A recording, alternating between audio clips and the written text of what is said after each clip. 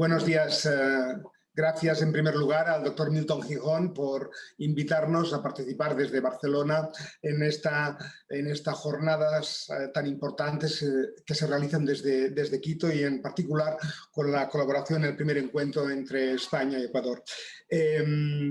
Permítanme también decirles que los medicamentos huérfanos aparecen como figura en Europa y, por tanto, la lucha contra las enfermedades raras también en Europa como un tsunami. Esto es una foto de la Concha de San Sebastián, en Donostia, en el norte de España, en el País Vasco, donde en un paseo magnífico como es el de la Concha se ven unas olas que suponen el cambio de paradigma, que es lo que justamente ha aportado el reglamento europeo que aparece en el año 2000.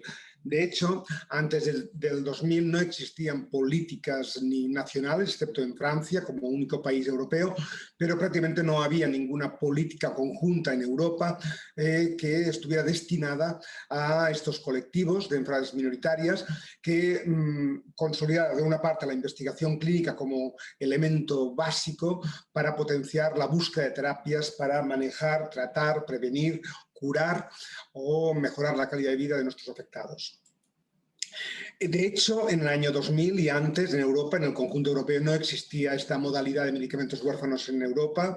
Eran escasísimas las terapias que habían disponibles en aquel momento para estos colectivos de pacientes y comparadas con las terapias convencionales, desde luego eran casi inexistentes. Este concepto como tal, que aparecía y estaba acuñado en Estados Unidos desde el año 83, aparece, por tanto, en Europa por legislación en el año 2000. Ahí lo tenemos, es el reglamento que aprueba el Parlamento y el Consejo de la Unión Europea, por tanto supone una pieza legislativa básica para que cohesionara todo el entorno, digamos, de las enfermedades minoritarias en el conjunto de los países europeos. Aquí la prevalencia de las enfermedades minoritarias para poder ser vistas o consideradas como enfermedades poco frecuentes en el marco de la legislación europea se establece que son un máximo o menos de 5 afectados por cada 10.000 habitantes. En cambio, por ejemplo, en la regulación norteamericana es un poco más alto, son 7,5 casos por cada 10.000 habitantes, pero también en Japón o en Australia son un poco más restrictivos, por ejemplo. Por lo tanto, no existe un consenso único acerca del límite o del umbral que delimitaría la rareza de lo que es las enfermedades más comunes.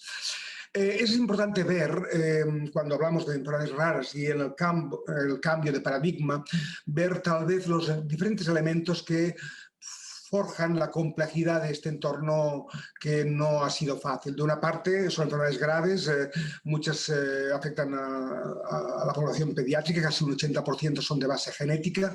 Se necesita todavía investigar y generar mucho más conocimiento en el conjunto de estas enfermedades. Hay unas expectativas de los pacientes y de los profesionales mucho más altas que la que podía haber antes del reglamento. Los avances genómicos, el diagnóstico genético y el acceso a los medicamentos nuevos disruptivos e innovadores suponen un reto y desde luego también hay una sensibilidad social y mediática para estos colectivos que no existía 20 años atrás. Recordar aquí que el desarrollo de medicamentos, esto es un diagrama de un flujo de investigación para todos los medicamentos, sean convencionales o huérfanos. Vemos que es largo, que es un proceso siempre muy complejo, donde intervienen durante muchos años diferentes fases de investigación y que tal vez desde la rareza a veces no se puede cumplir al 100%, digamos, esta experiencia de las enfermedades comunes porque no es fácil, como norma, reclutar tantos pacientes en algunas de estas enfermedades poco prevalentes. Aquí veremos que tal vez el nivel que mide la dificultad en el desarrollo, a veces para los medicamentos huérfanos, las enfermedades raras es como una barra más difícil de saltar por las complejidades que lleva la rareza y la gravedad de este conjunto de enfermedades. Aquí tenemos algunos de los puntos que resumimos, no los voy a repetir para no alargar mi presentación, pero es obvio de que investigar con pacientes graves, niños con un problema ético adicional y con falta de alternativas terapéuticas totales y con un escaso número de pacientes dispersos a lo largo de todo el mundo, en todos los países, no hace que la investigación sea más fácil, ni genera un conocimiento fácil, ni tampoco ayuda, si no fuera por estas iniciativas, a colaborar de una forma compartida en todos los agentes que intervenimos en este sentido. Aquí veremos, es una foto histórica, no voy a entrar tampoco en el detalle, pero sí que vemos en rojo la FDA, en azul la EMA, que inicia en el 2000, y como he dicho antes, la normativa norteamericana desde el año 83. Lo que es importante aquí es ver la cantidad de medicamentos que se designan, es decir, que tienen un potencial para ser investigados. La designación siempre es antes que la autorización, tanto en Norteamérica como en Europa. Por tanto, los medicamentos investigacionales son los que dan la fuerza y la capacidad de avanzar en este sentido. La foto nuestra en Europa es que en estos 20 años tenemos prácticamente a fecha de hoy unos 2.500 medicamentos designados en investigación que cubren a más de 900 enfermedades diferentes raras, de ellos unos casi 200 autorizados, de los cuales entre ellos cubren a más de 230 indicaciones terapéuticas diferentes o enfermedades diferentes. Y de estos, 77 son indicados solamente o preferentemente para uso pediátrico. Claro, un punto clave del debate es investigar, formar, avanzar en disponer de estos medicamentos, pero ¿qué pasa en el acceso a nivel, digamos, local, en nuestros hospitales, en nuestros territorios, bien sean autonómicos o en nuestras regiones, cuando estamos dentro de un marco de un país?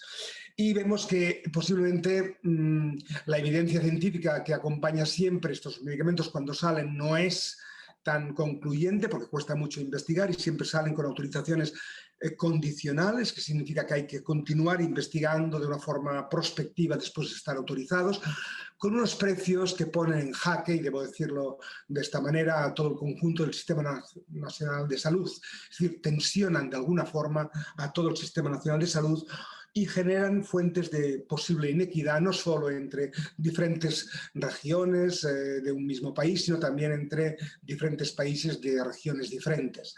Este reto es lo que tenemos que trabajar y tenemos que mejorar entre todos para favorecer justamente el acceso del conjunto de los pacientes a estas terapias.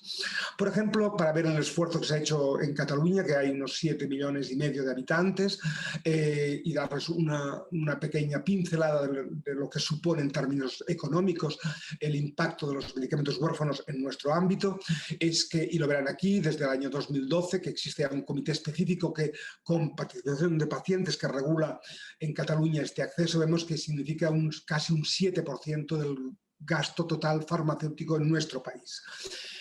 Si vamos a la otra columna veremos que en millones de euros estos son 160, que prácticamente ahora en el 2020 está alrededor de unos 200 millones y para tratar a unos 7.000 pacientes, con lo cual significa que esto es un reto muy importante y que debe tenerse en cuenta de una forma muy seria a la hora de planificar y de hacer planes de salud. Otro punto que nos vamos a intentar hoy también responder es la necesidad que tenemos de investigar, que es el futuro que todos nos hemos dado. Investigar, cuidar a nuestros pacientes hoy, pero investigar en todos los ámbitos para tener un diagnóstico más temprano y un acceso a más terapias que nos permitan mejorar la calidad de vida de nuestros pacientes. En este sentido, desde Europa y en colaboración con Estados Unidos, pero también con otros territorios, como es otros países a nivel internacional, Australia, etcétera, Japón, etcétera, se ha hecho la propuesta IRDI que aglutina de una forma, si me permiten, integral y global, una acción a nivel internacional que promueva la investigación global en este conjunto de patologías. Esto, si lo trasladamos a nuestro país, a España, veremos que culmina con el CiberER, que es la red biomédica de investigación más importante que tenemos consolidada desde hace muchos años en nuestro país, que es desde la investigación básica, preclínica, translacional y también clínica, sin duda la más importante que tenemos en nuestro entorno, al menos en España.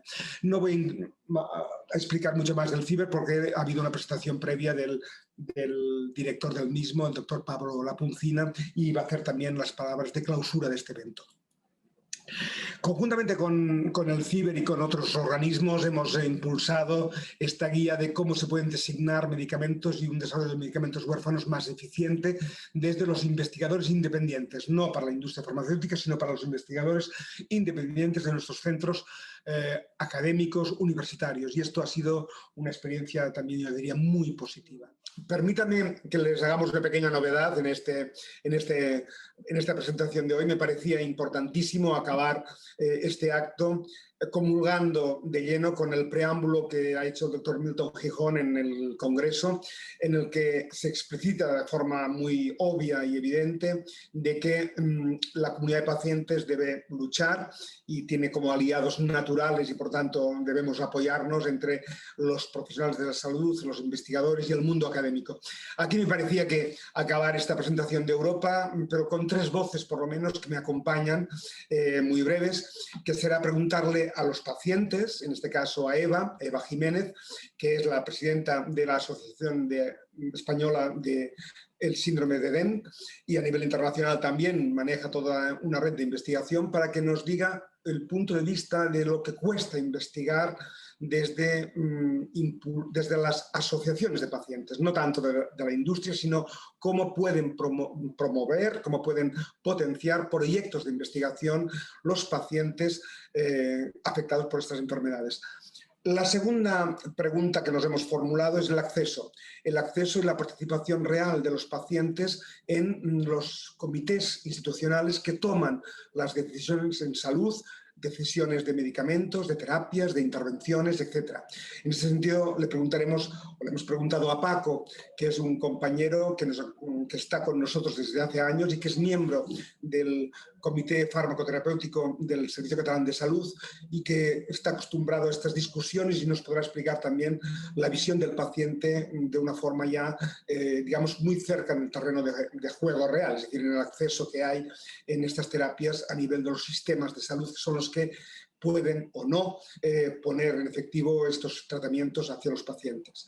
Y acabaremos la pregunta con Cristina, que es una compañera también representante de pacientes en diferentes comités del Servicio Catalán de Salud, acerca de la formación, acerca del empoderamiento de los pacientes como una herramienta común, compartida entre profesionales, pacientes, para que la voz sea única y podamos ser más fuertes entre todos. Yo espero que después de estas 3 intervenciones tendremos clarísimo que el camino de colaborar es único y no tiene vuelta atrás.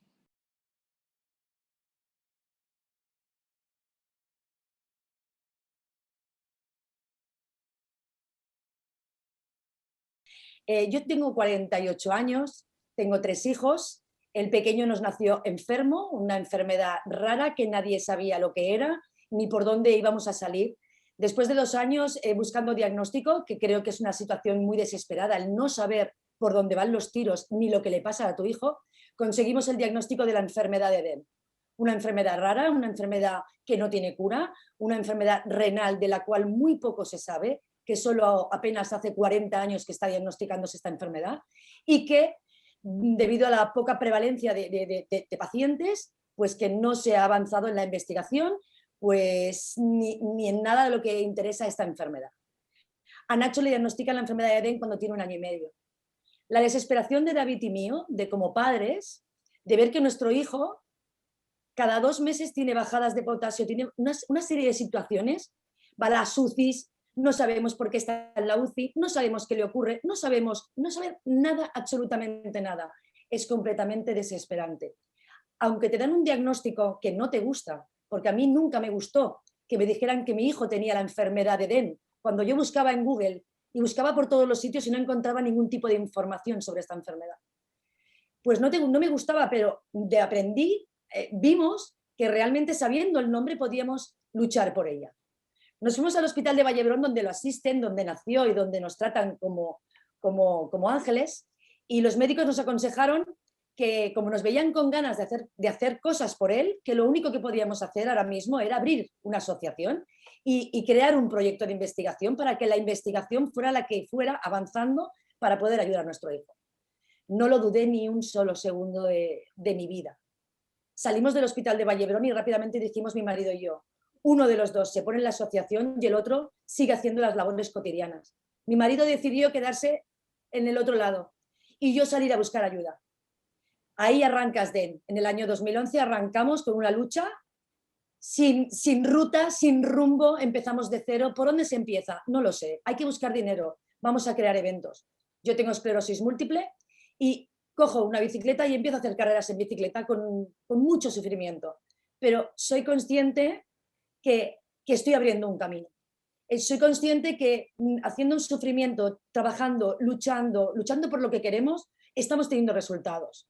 Nos vamos al Hospital de Vallebrón y abrimos ese proyecto de investigación. 1,5 millones de euros. El día que firmé que yo pagaría 1,5 millones de euros al hospital, fue el día más feliz de mi vida y a la vez el día más triste de mi vida. Había firmado que pagaría 1,5 millones al Hospital de Vallebrón para que la investigación de la enfermedad de mi hijo salga adelante. Por fin, alguien en todo el mundo va a investigar sobre la enfermedad rara que tiene mi hijo.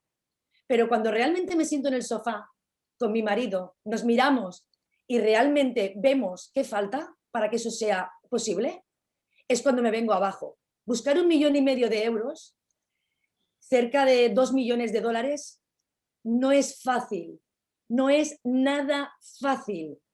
Tengo nuestra vida empaquetada, la vida de mi casa, la de mi marido, la de mis hijos, la de mi familia, pero aún así busco un porvenir para nuestro Nacho, busco un porvenir para todos estos pacientes de DEN y me dejo llevar y voy a la carga a buscar lo que sea y donde sea en cualquier parte del mundo. Esto me ha llegado a adorar América, Latinoamérica. Nosotros localizamos a un paciente de DEN en Argentina. Salí corriendo ante la llamada de mail de una mamá de Argentina con un niño con 2 añitos con la enfermedad de DEN que tenía un raquitismo que con fotos yo estaba horrorizada. Creía ciertamente que aquí en España ese tema podíamos controlarlo bastante mejor que desde allí y cogí un avión y me fui a Argentina. Me fui a Argentina, conocí a Nati, conocí a su hijo Gaby, lo pusimos en contacto con ellos viven en Córdoba, los pusimos en contacto con unos doctores en Buenos Aires y ahora 3 años después, Gaby, bueno, el problema lo tenemos igual, pero Gaby ha ganado en calidad de vida, Gaby ha recuperado mucho mejor, Gaby puede correr, puede saltar, ahora está con hormona de crecimiento, con lo cual creo que eso es dar vida, ¿no? Nuestro estado es el mismo, pero si nos ayudamos entre nosotros podemos avanzar y entre todos conseguiremos mucho más. Pues ahora tengo que deciros pues, que tengo una hermana y un sobrino precioso en Argentina con la enfermedad de DEN. El mismo caso en Ecuador. He estado ya 3 veces en Ecuador. En Quito tenemos a Daniel, el único afectado en todo el país de la enfermedad de DEN. A este chaval ahora tiene 21 años. Cuando se le diagnosticó en Ecuador no hubo diagnóstico. Estos papás se llevaban al niño a Medellín, al hospital de Medellín, y allí le hacían, en Colombia, le hacían los tratamientos. Y bueno, pues el mismo caso, el papá de Daniel, Carlos Carreras, se puso en contacto conmigo, cogí un avión y me fui a Ecuador sin dudarlo, a verlos, a ver a sus médicos, a conexionarlos con nuestros médicos desde aquí, desde España. Nos trajimos a Daniel a España, lo visitaron en el hospital de Vallebrón, nuestros médicos, todos los equipos, y afortunadamente Daniel pues ahora sigue sus pautas en Ecuador y desde España hacemos un pequeño control cada 2 años. La mejoría ha sido enorme y andamos en esa línea, en encontrar otros pacientes para que somos 400 en todo el mundo. ¿Quién nos va a escuchar si cada uno en una parte del mundo? Ecuador tiene un paciente, México tiene 2 pacientes, Argentina tiene 6, en España somos 40. Si no nos juntamos, difícilmente podemos hacer algo más. Yo me he propuesto juntar a todos los pacientes que encuentre por el mundo y que entre todos gritemos que la enfermedad de DEN necesita ayuda, que la investigación es nuestra cura y que vamos a luchar por ello.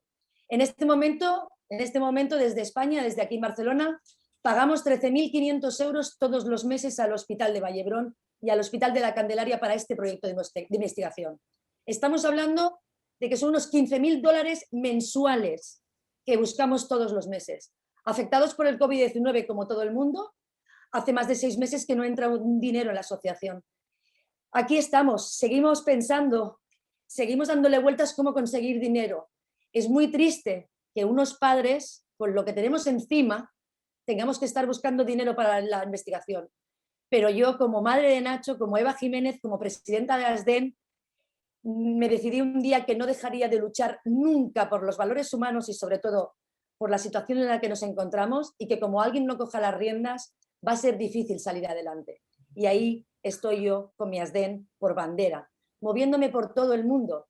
Hace poco estuvimos en Japón, avisados de que hay un niño con nuestra enfermedad en Japón, y me iré a donde sea por ello. Os recomiendo que si queréis saber un poquito más de nosotros, más allá del reto de Eva, nuestro documental sale Ecuador, sale Argentina, nuestros pacientes, los encuentros de familias, cómo luchamos, cómo buscamos esta información a través del mundo, cómo buscamos esa ayuda mundial. Y más allá del reto de Eva, es porque creo que Eva irá mucho más allá, irá donde sea necesario para que seamos visibles. Os invito a que si alguna vez os encontráis en esta situación o creéis que en la investigación o en algún campo podéis luchar para avanzar, que no os dé miedo. Hace más el que quiere que el que puede, y yo lo estoy comprobando. Hago carreras con esclerosis múltiple, jamás me lo hubiera imaginado. Os invito a que lo intentéis, a que luchéis por vuestros sueños. Mi sueño va en una cura para DEM y creo a cierta que algún día lo conseguiremos. Voy a acabar con mi lema. Voy a acabar con mi lema, que siempre tenemos un lema en la lucha por Nacho y por la enfermedad de Edén. Niega lo imposible y abraza lo extraordinario. Desde luego, negar lo imposible lo negamos cada día cuando nos levantamos de la cama. Pero sin duda hoy lo extraordinario es poder estar aquí compartiendo este ratito con vosotros y con mis compañeros en este pequeño ponencia. Muchísimas, muchísimas gracias y un besito muy grande desde España.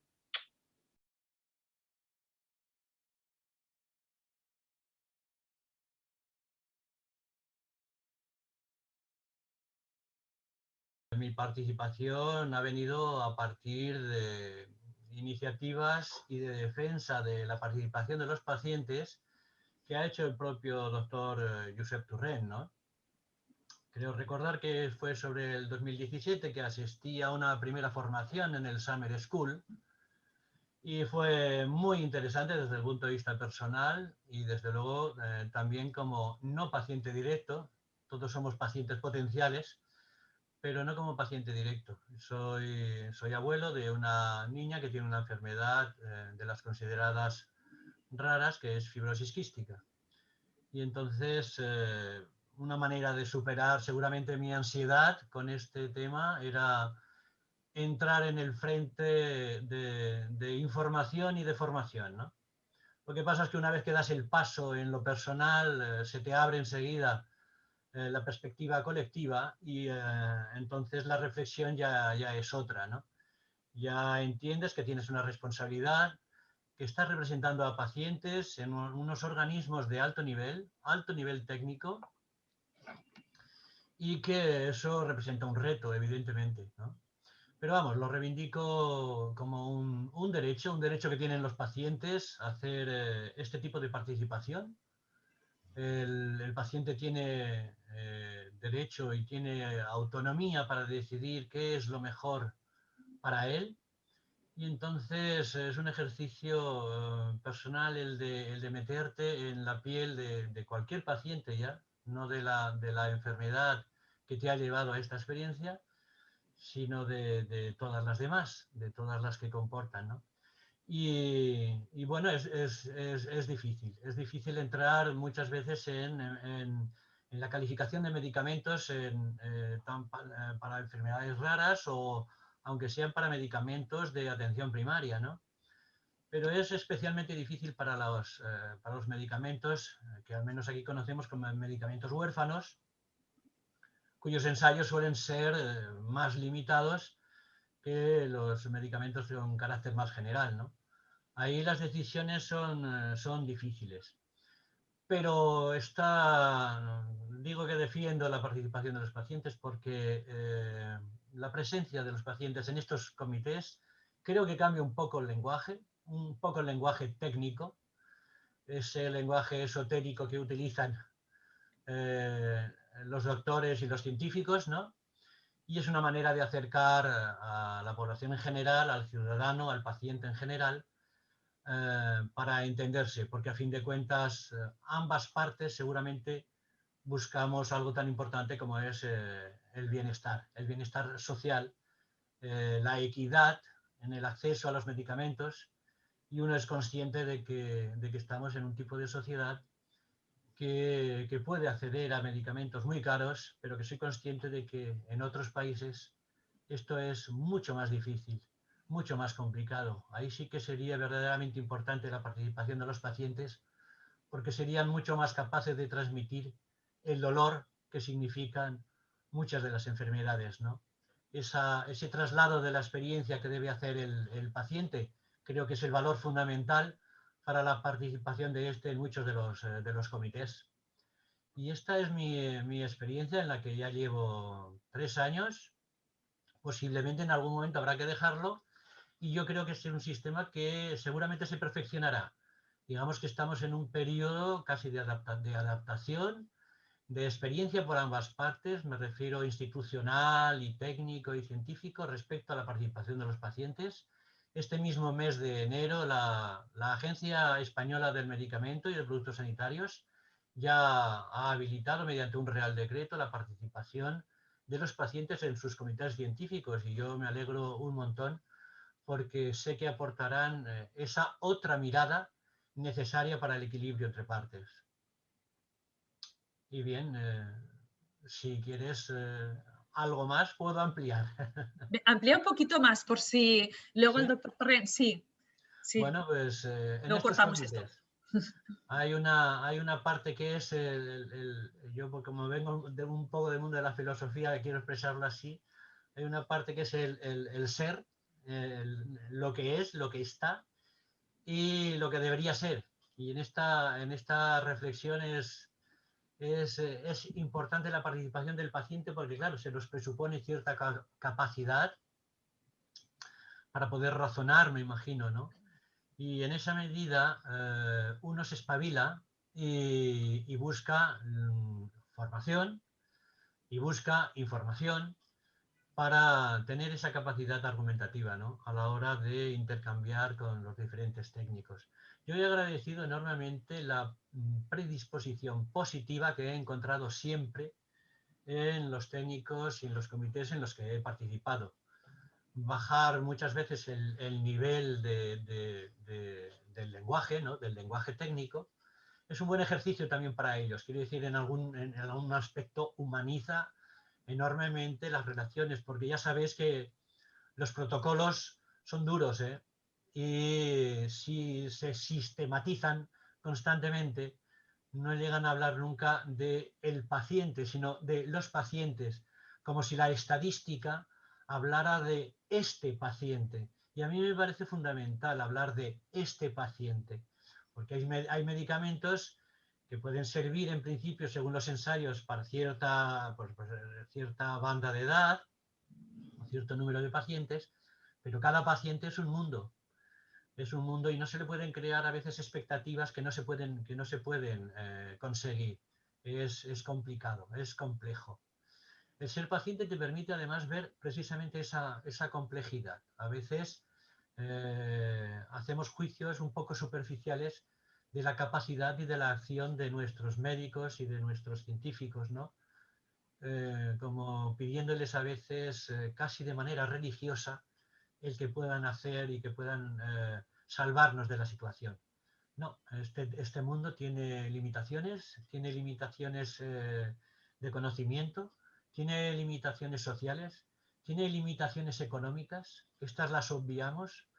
Seguramente no sabemos valorar en su justo término lo que cuesta una investigación que nos puede siquiera alargar la vida, que nos puede, afortunadamente en muchos casos, darnos calidad de vida. Un elemento que, por cierto, en los ensayos clínicos suele estar en el cuadro vacío, ¿eh? Cristina sabe también de este aspecto, que lo hemos comentado más de una vez, ¿no? Y es que es difícil evaluar la calidad de vida que puede aportar un medicamento desde la perspectiva tan personal y tan subjetiva de un solo paciente, ¿no? Pero se intenta, nosotros lo reivindicamos, muchas veces hemos ido por esa vía, es decir, ¿qué calidad de vida le aporta y qué supervivencia general le puede aportar un medicamento absolutamente caro, tremendamente caro, a un paciente que tiene una perspectiva de vida de 5 meses, de 6 meses, y que el medicamento que vale muchísimo dinero le va a dar 2 meses más, 3 meses más. Esta reflexión ética, a veces llevada desde el campo de la técnica, pues es plausible desde el punto de vista clínico, pero desde el punto de vista humano, dices, cuidado, ¿qué estoy valorando? Este salto es muy importante.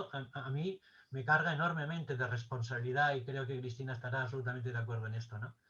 Porque la posición, y además hemos coincidido, la posición en algunos de los estudios y los ensayos que hemos preparado algunas veces por pura práctica, solemos ser los pacientes ligeramente más duros que los propios técnicos y científicos.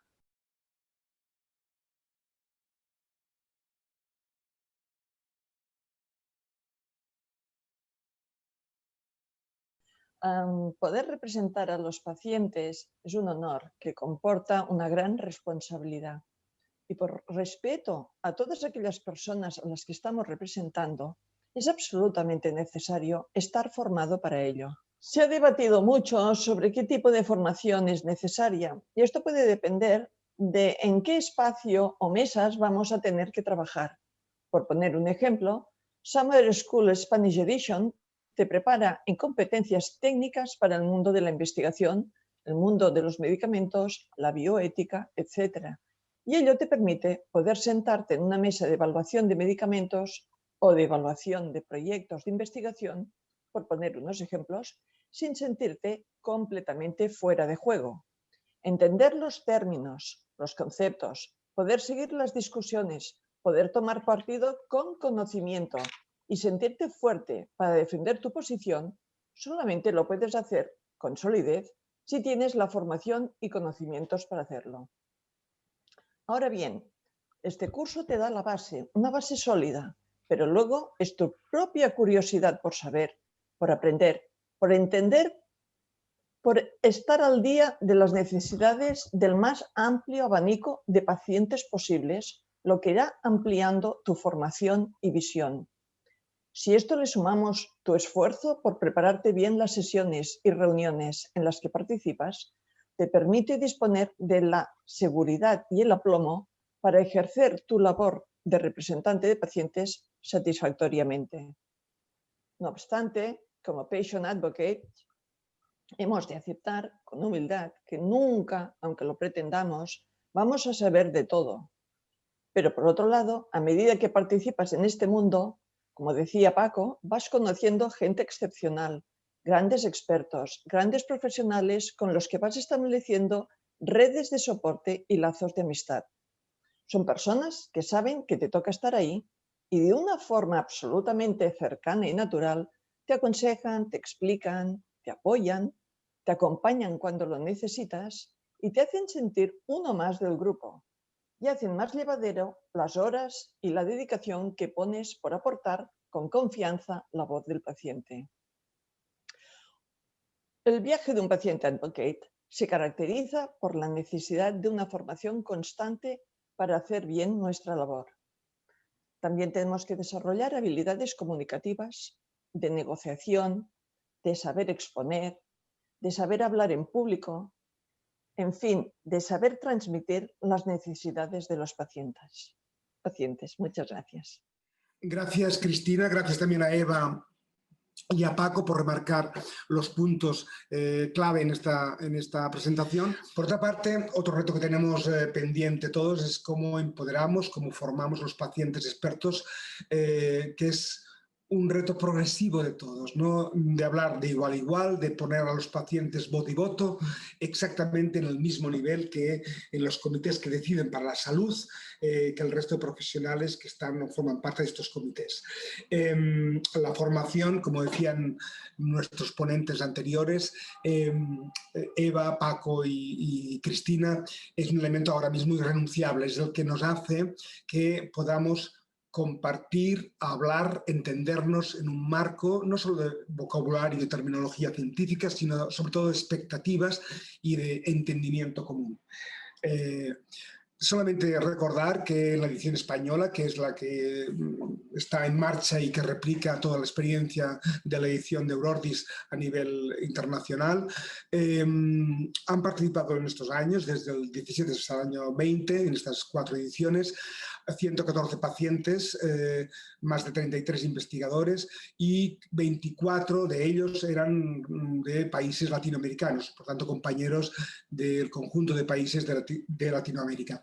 Nos gustaría muchísimo contar, como cada año ha sido así, con la participación de voces de cualquier país hispanoamericano que se quiera juntar y discutir con nosotros y aportar también la problemática que puede haber específica desde Hispanoamérica y la que tenemos la experiencia española para aglutinar y avanzar conjuntamente en políticas y en intercambio de información y en conocimiento entre las dos regiones. Agradecerles todo el seguimiento de esta presentación y recordarles que tal vez los 3 puntos pivotales: investigar un acceso equitativo y temprano, investigar para tener un mejor diagnóstico, mejores tratamientos, a tiempo todos los pacientes, y formar a los pacientes, formarnos a todos para poder compartir el diálogo, avanzar conjuntamente y establecer una agenda compartida que es la que empuja el esfuerzo de todos, y sin investigación recordar que no hay futuro.